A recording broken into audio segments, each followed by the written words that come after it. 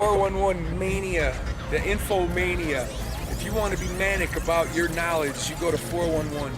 Man, it's probably the best thing since sliced bread. You the one that called Tech 9. You're watching 411mania.com. What up, this is Flame, and right now you're tuned into 411mania.com.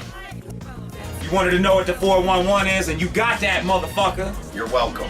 What's up, this is Demrick, and you tuned in to 411 Mania. Bang. Let's go.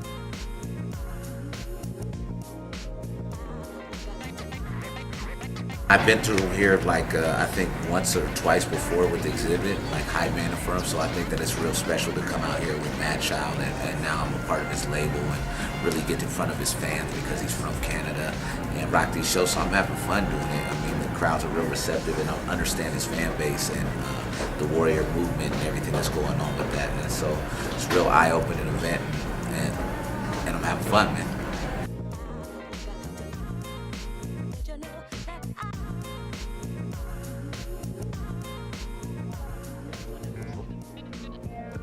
I just wanted to make more of a lifestyle record instead of like anything else. I wasn't trying to do anything mainstream or nothing like that. I mean, I wanted to speak on this time period of where I was fed up with a couple things and like the way I was making music, or like I just had an idea of what I wanted to do, which was try to give people a glimpse into my lifestyle and glimpse into the lifestyle that me and all my friends and all the people that I know live, you know, so which is basically just coming up. That's why I say going up gang all the time. This is about just elevating, you know, and smoking and chilling and vibing. I want to make a piece of art from the beginning to the end that you could put on while you're hotboxing your car and riding around with your friends.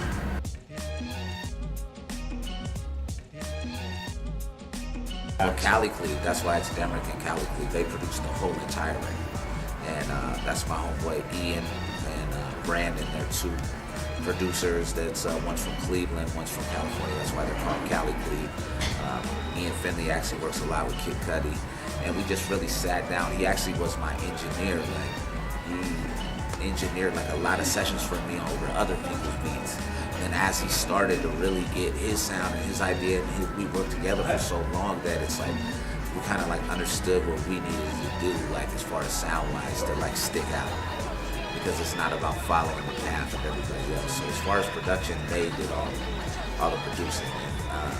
As far as features, I have Dizzy Wright on there, I have King Chip on there, I have my homie Logic on there, I have Kid Upstairs on there, I have B-Real and Xzibit, obviously on the Serial Killers record, that's on there. And then if you get the physical copy, you'll get a song with Mad Child and my homeboy Futuristic. So it's just all basically me and my friends making music.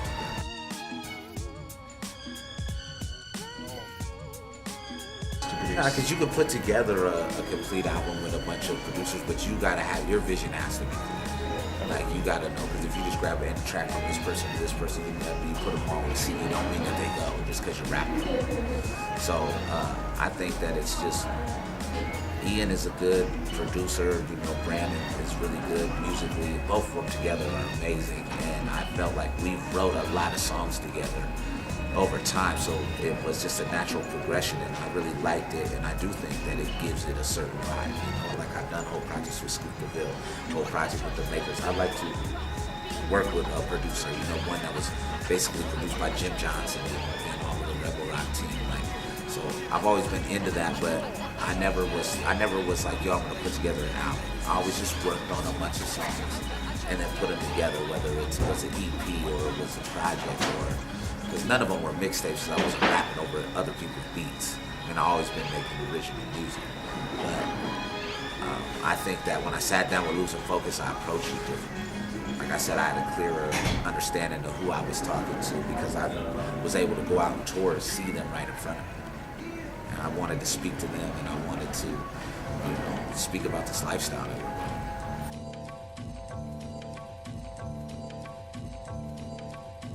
Well, I think that, I dropped my first mixtape in 2008, so it's been 7 years, and I just think, damn, it sounds like a long time when you say it, but if you think about like the way that I did it is I just dropped a mixtape, like kind of like I had never made a solo song.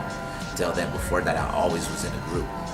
So it was like my first solo thing. It's like I wasn't really concerned with making records. I was just trying to like chop heads off, just come in and just destroy everything, you know. And I think from there, I just started to understand my craft and like what I wanted to do as an artist. And it's just a growing process into like figuring out exactly what I want to do. And then obviously I toured a whole bunch, did a lot of songwriting for other people, and then just settled back into my own thing. Like once I dropped Serial Killers, and I felt like the energy, you know, with Xzibit and everything that was happening, I felt like it was good for me to, you know, make something that could put a stamp on it and really represent. So I kind of like had, you know, it's a social media time, you know, where it's all YouTube and it's all everything. So it's almost like you see my career like grow up on the camera, you know. But a lot of the things that you would see an artist that would be behind the scenes that nobody would know about before is all on display. Like you can go watch everything.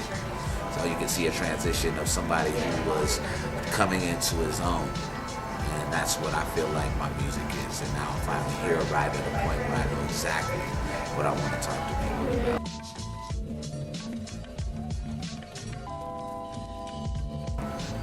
I got a phone call to open up for him at the Whiskey A Go Go in LA and Hollywood. And I performed and he came in halfway through the set, and him and his team just asked me to, you know, they caught some of the set and they asked me could I come in and play them the record. So I sat down and played them the record, and they understood my vision and where I'm going as an artist. And they just want to help. You know, they had a clear plan of how to get from one point to the next. And I got a lot of respect for Man Child. I mean, he's lyrically, like, he got bars for sure. So, and he's got a legacy in his own right. He's, you know, he's a Canadian legend. He's got his own place in hip hop that will last forever. So I felt like it was right to be working with him because it's, I could still learn things along the way, but get out here on this grind and earn fans from day one. And he has that mentality, like he's building up a movement of people. And I really appreciate that because those people are real loyal, you know, listeners. If they like your music, you know, they're gonna ride for you. That's one thing that, you know, I've been in the industry and played the industry game from the songwriter to my artistry, but it's like when you take it to the fans, that's the most important thing.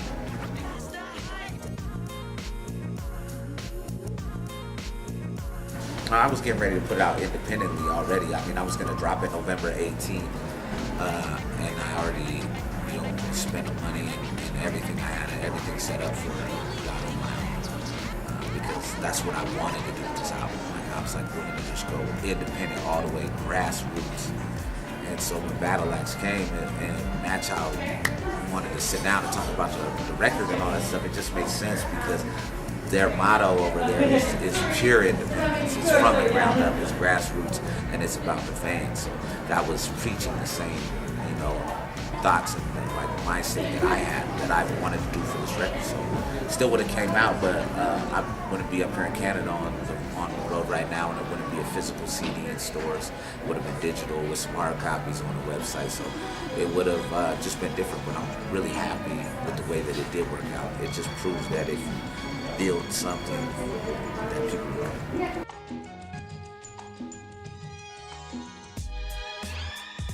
Well, I think that the stage shit is real important because that's how you really make the fans. Yeah, you can get them liking you on the internet, but it's like even your goal is if 1 million people listen to your song, or 5 million or 10 million, you want them to come to your show. That's where that's where it's really at. With the CDs, everything is obviously, but who's really selling music like that, you know? So it's like if you put a song up on SoundCloud for free and it blows up, you'll drop it as a single and you maybe get some change off of it. But the real thing is going to be those people that come to the shows to see. So, you know, coming up and touring extensively with Cypress Hill, with Be Real, with Xzibit, as like a hype man, it's like I learned a lot from you and that. And, you know, I always was performing my songs that I made with them, all, you know, on stage. So that's what where I learned everything at, was from there. And then Serial Killers, being able to have my name on the banner, bass and everything, and just seeing fans singing the words. I mean, from that amount of practice and that kind of energy is how you get a good live show and really work on seeing what other people do.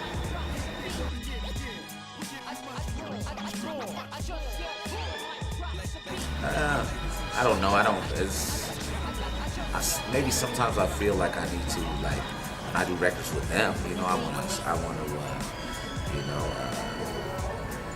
what am I searching for? I want them to feel like, you know, I'm representing correctly and that I'm coming in killing something and really putting it down, you know, for what we stand for. So, but not really though. Not like when I'm like making my stuff and you know, thinking about how to put it out. Like I don't feel any pressure. I mean, this is music. It's supposed to be fun. I've been doing it for a while, and I love making music. So I just get creative. We sit down. We choose. We pick through. It's like I don't really, you know, put too much on it. I mean, I'm just having fun with it, but then I'm also making sure that I'm sticking to the craft and making sure that I'm doing something that I'm proud of for sure.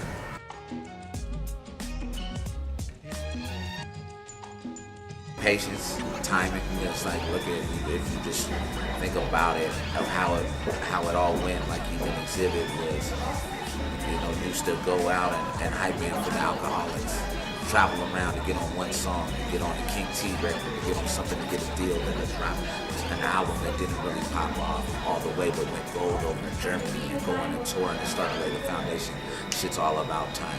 It's all about patience and it's all about hard work and just knowing what you want to do. I have a clear vision of myself and my artistry, so it's just about timing and making sure you're having fun with it, because this all came from a circle of you and your homeboys and somebody putting on a beat or beatboxing or, you know, knocking on the table or some shit like that. Like that's where it started. Like no one ever lose sight of that. I know that I've never wanted to.